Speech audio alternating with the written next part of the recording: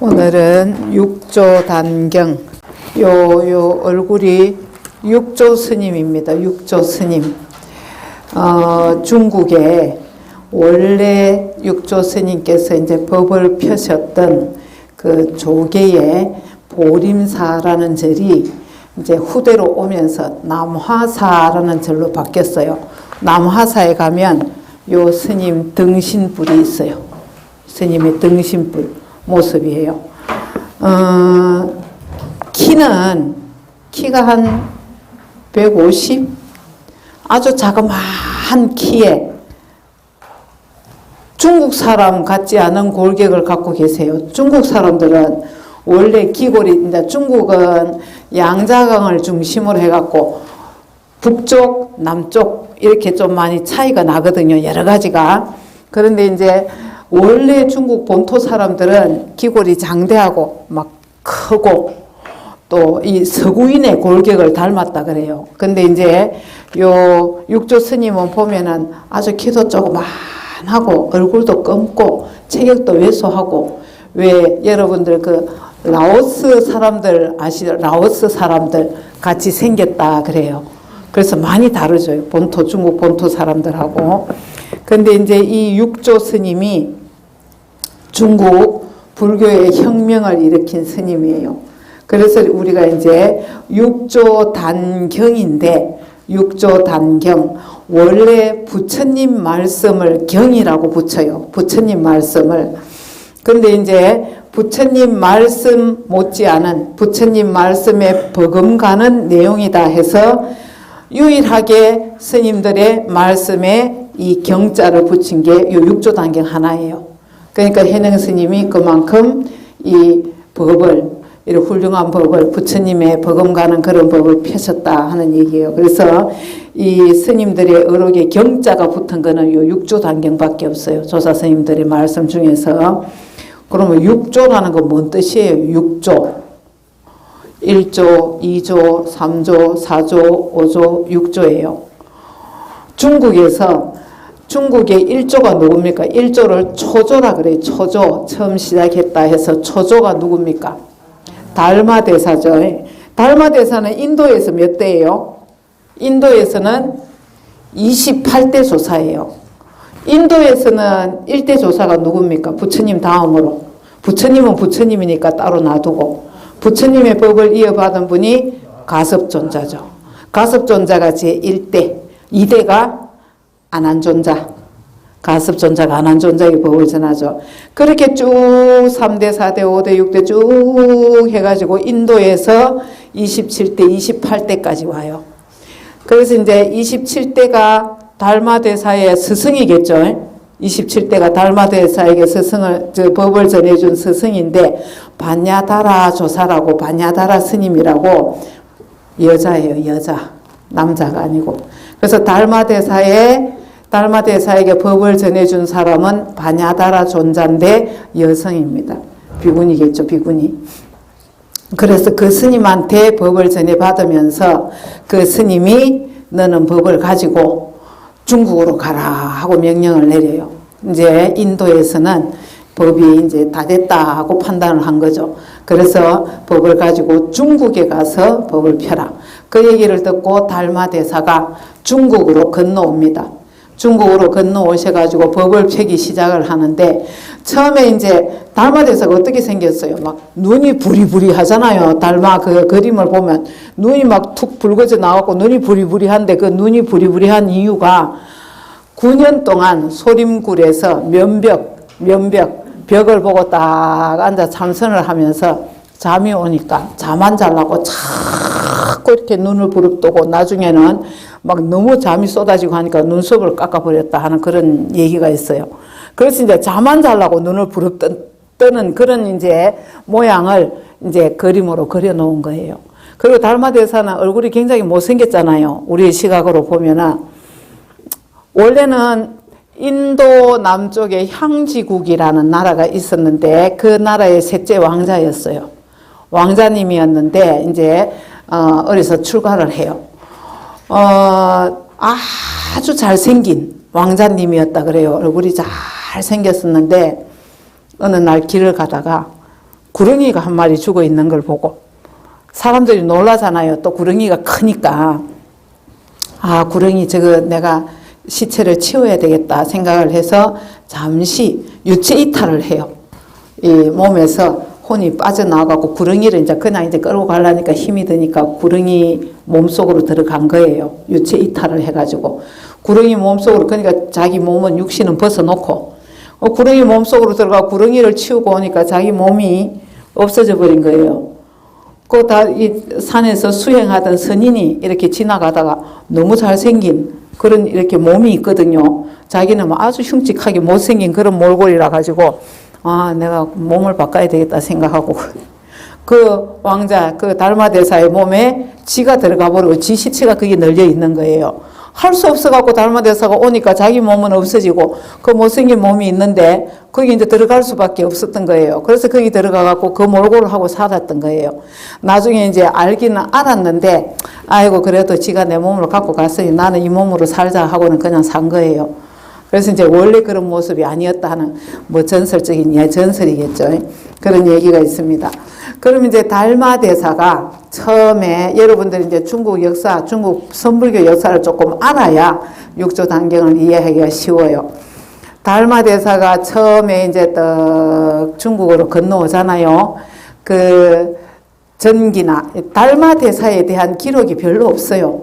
이 전기가 별로 없기 때문에 향지국의 왕자였다. 뭐 그 정도. 그 다음에 반야다라에게 법을 받았다. 그 다음에 중국으로 건너왔다. 큰 이런 줄거리밖에 없습니다. 별로 세세한 그런 전기가 없어요. 그래 이제 중국으로 건너왔는데 중국으로 건너올 때 갈대 이파리를 타고 왔다 그러잖아요. 그래서 벽화 같은 데 보면은 달마대사가 갈대 잎에 타고 막 풍랑이 치는 바다 위에서 갈대 잎을 타고 건너오는 그런 그림들이 있어요. 벽화에 보면.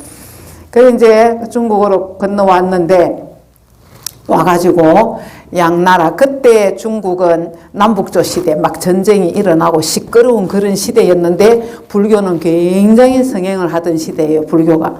그래갖고 이제 양무제가 아, 서쪽에서 이제 달마대사가 온다, 큰 스님이 온다 하는 얘기를 듣고 마중을 나와요. 마중을 나와가지고 둘이 대면을 합니다. 그래 이제 무제가 달마대사를 보고 이제 자랑을 하는 거예요.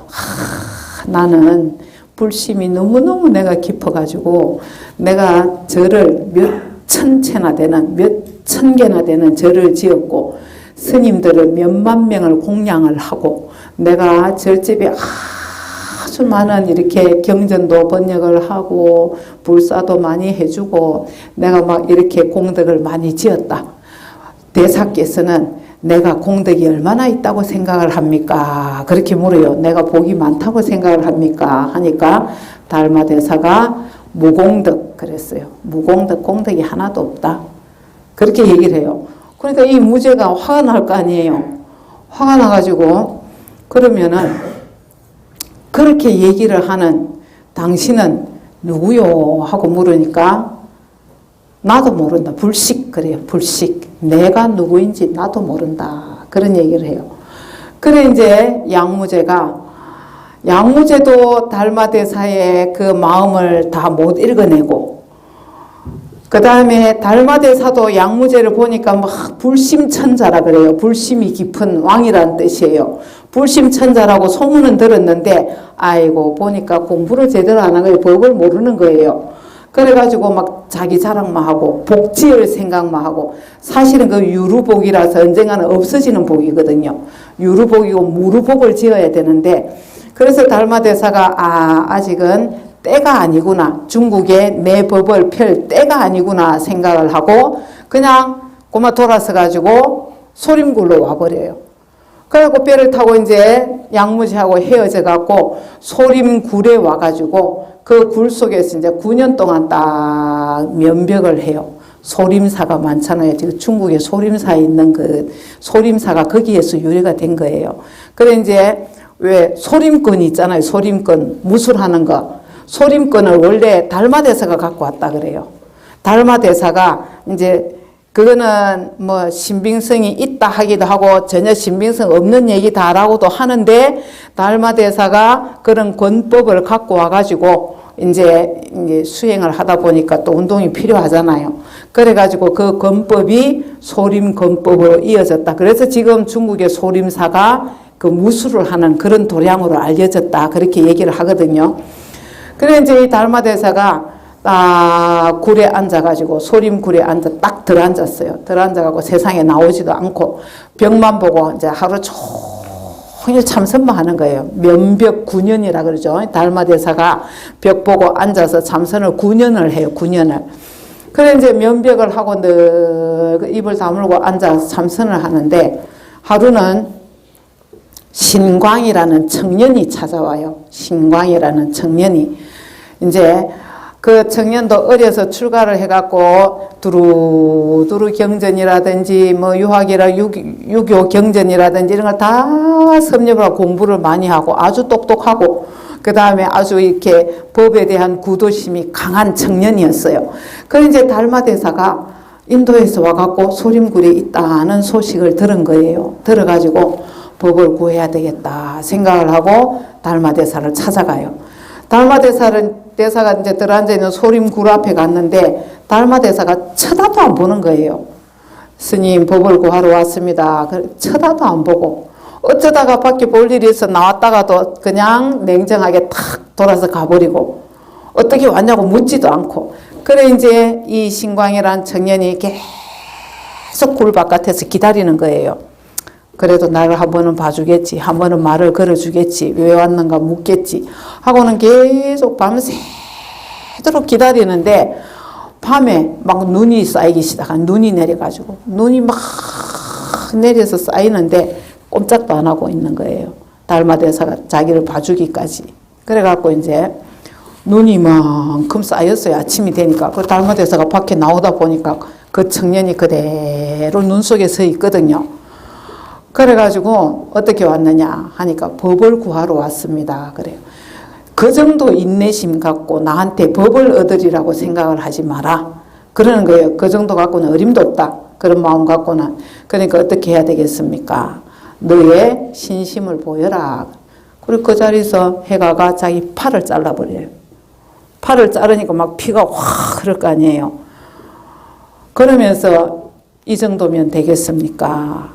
하고는 법을 주십시오. 그래가지고 이제 달마대사가 안으로 들어오너라 해가지고. 그래 이제 그때 이제 그 막 눈 속에 피가 흐르니까 얼마나 색깔이 선명하겠어요. 그래 그 자리에 파초꽃 있죠. 파초. 붉게 피어나는 파초. 파초가 그 자리에서 피어났다. 이런 나중에 보면 그런 기록들도 있어요. 그래가지고 이제 해가가 달마대사의 이제 그 문하로 들어가요.